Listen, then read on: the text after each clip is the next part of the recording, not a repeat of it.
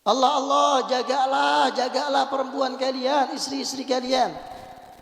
Karena sesungguhnya mereka laksana tawanan di tengah-tengah kalian yang harus kalian jaga. Aghadtumuhunna bi amanatillah. Kalian telah mengambil istri kalian dengan amanat dari Allah. Tuh tadi firmannya tuh. Yang tadi firmannya. Kalian telah mengambil istri kalian, aghadtumuhunna bi amanatillah. Kalian telah mengambil istri kalian dengan amanat Allah Subhanahu wa taala. Wastahalaltum furujahunna bi kalimatillah.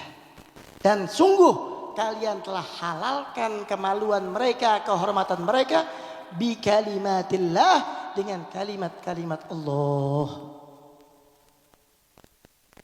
Nah, jadi jangan sembarangin istri kita, jangan zalim sama istri kita, jangan mulut kita kasar sama istri, apalagi kita main tangan sama istri. Naudzubillah. Ya Allah. Ingat, istri gak punya kewajiban masak, istri gak punya kewajiban nyapu, ngepel, neriska, nyuci, jemur. Gak punya kewajiban tuh istri. Bahkan minta maaf minta ridho, nyusuin anak kita gak wajib dia. Seumpama istri gak mau nyusuin anak kita kecuali dibayar, wajib bagi suami dibayar.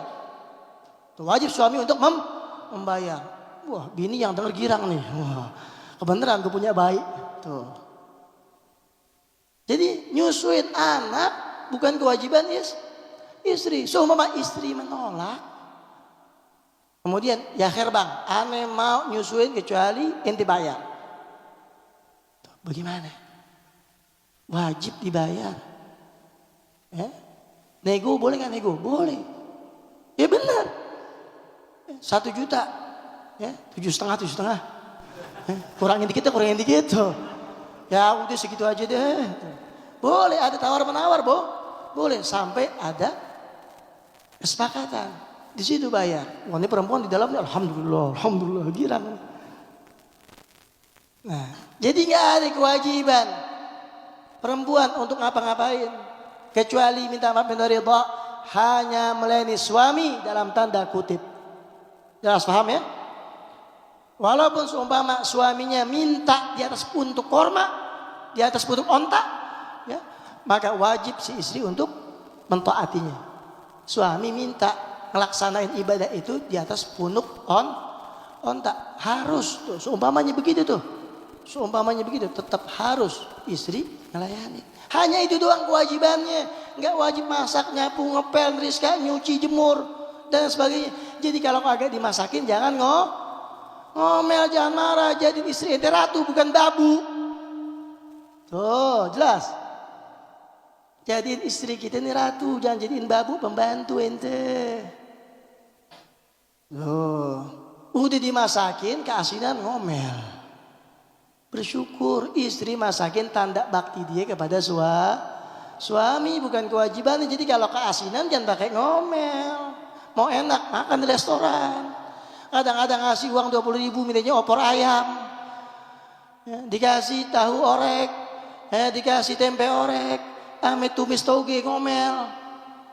Kadang ngasih 20.000. Jangan. Kopi kemanisan ngomel.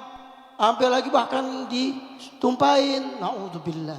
Ini laki begitu dilaknat oleh Allah. Laki begitu bakal dilaknat. Apalagi sampai main tangan. Naudzubillah. Muliain kaum perempuan.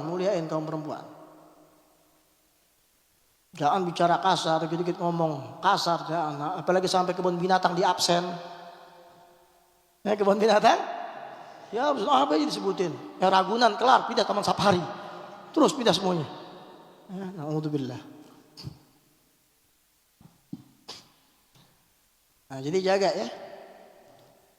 Jangan kita sia-siain bini kita. Ya. Jangan kita jadiin pembantu bini kita, jadiin ratu. Faham tom?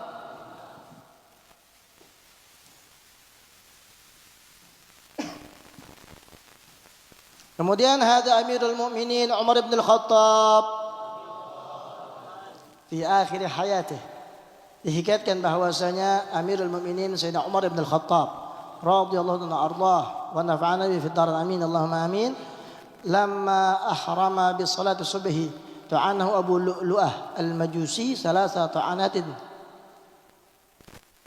Dikisahkan bahwasanya Amirul Mukminin Sayyidina Umar bin Khattab di akhir hayatnya tatkala beliau sedang melaksanakan takbiratul ihram untuk melaksanakan salat subuh, ta'anahu Abu Lu'lu'ah al-Majusi, ditikam beliau dari belakang oleh yang namanya Abu Lu'lu'ah al-Majusi. Salah satu anat dengan 3 tikaman. Beliau lagi baru melaksanakan takbiratul ihram untuk salat subuh. Allah belum selesai takbiratul ihramnya sudah ditikam oleh Abu Lu'lu'ah al-Majusi dengan 3 tikaman. Fasaqata Umar radhiyallahu ta'ala anhu arda. Maka seketika juga tersungkur jatuh Sayyidina Umar bin Khattab radhiyallahu ta'ala arda. Tersungkur seketika juga jatuh. Dengan begitu banyak mengeluarkan darah. Wa shalla bin nas Abdurrahman bin Auf. Kemudian setelah Sayyidina Umar bin Khattab radhiyallahu arda, beliau tersungkur jatuh karena sebab tikaman. Maka menggantikanlah sebagai imam Sayyidina Abdurrahman ibn Auf radhiyallahu anhu. Wa humila Umar ila baitihi wa huwa lam yusalli subuh. Langsung Sayyidina Umar bin Khattab dibawa ke rumahnya. Dan saat itu beliau memang belum melaksanakan sholat subuh. Orang lagi takbir ditikam 3 tikaman. Langsung seketika juga wa humila Umar ila baitihi wa huwa lam yusalli subha. Seketika dibawa Sayyidina Umar bin Khattab kepada rumahnya, ke rumahnya, wa huwa lam yusalli subha, dan saat itu beliau belum melaksanakan salat subuh. Faqila lahu, dan berkata kepadanya, ada keluarga yang berkata kepada Sayyidina Umar bin Khattab, as-salah ya Amiral Mukminin. Apa kata keluarganya? As-salah ya Amiral Mukminin. Engkau belum salat wahai Amiral Mukminin. Tuh lihat. Lagi sudah bergelimpangan dengan darah, berlumuran darah. Keluarganya masih ngingetin salat. As-salah ya Amiral Mukminin. Ingat engkau belum salat wahai Amiral Mukminin. Faqala, dan beliau berkata, "Na'am, ya. Saya belum salat." La hadda fil islami liman taraka salah. Apa kata Sayyidina Umar bin Khattab? Tidak akan pernah ada kebaikan dalam keislaman seseorang bagi orang yang meninggalkan salat. Tidak ada kebaikan di dalam keislaman seseorang liman taraka salah, bagi orang yang meninggalkan salat. Jadi enggak ada kebaikannya. Kalau Allah aja dikhianatin, apalagi kita. Jadi jangan pernah kita dekat sama orang-orang yang tarik salah, ninggalin salat. Allah dikhianatin, apalagi kita. Terus kita mau bangun muamalah bisnis sama dia, ya siap-siap dikhianatin. Ya. Ada perkataan Imam Al-Ghazali radhiyallahu anhu, la takun ma'rifah wala sadaqah tarik salah. Janganlah kalian membangun suatu hubungan perkenalan, apalagi sampai persahabatan dengan orang-orang yang meninggalkan salat. Janganlah kalian membangun suatu hubungan perkenalan, apalagi sampai membangun hubungan persahabatan dengan orang-orang yang meninggalkan salat. La khaira fihi. Kenapa? Karena tidak ada kebaikan pada dirinya. Enggak ada kebaikan pada dirinya. Allah saja dikhianatin, apalagi kita. Nah, jadi kita mau berapa hebatnya kita, sedekah 1 hari 1 miliar, umrah sebulan sekali, haji setahun sekali, bakti sama orang tua sangat amat istimewa. Bahkan orang tua nggak boleh sampai nginjak bumi. Kemana orang tua mau jalan digendong sama dia, tapi dia nggak salat, tetap la khaira fihi, tidak ada kebaikan pada dirinya. Na'udzubillah in zalik. La khaira fihi, nggak ada kebaikan.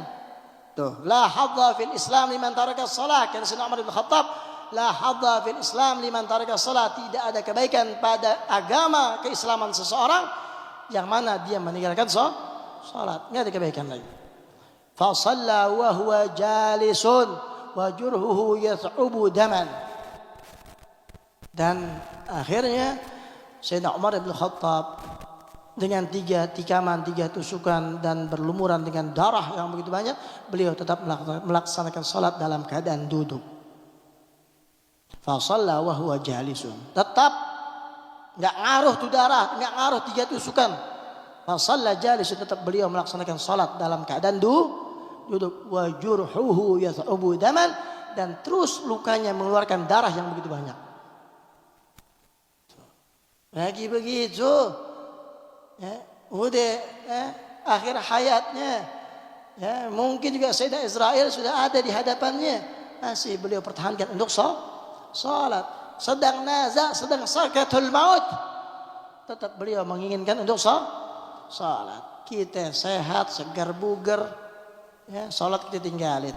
Lebih mentingin apa? Mentingin pekerjaan, lebih mentingin laptop, mentingin PC, mentingin handphone, mentingin game online. Bener apa betul?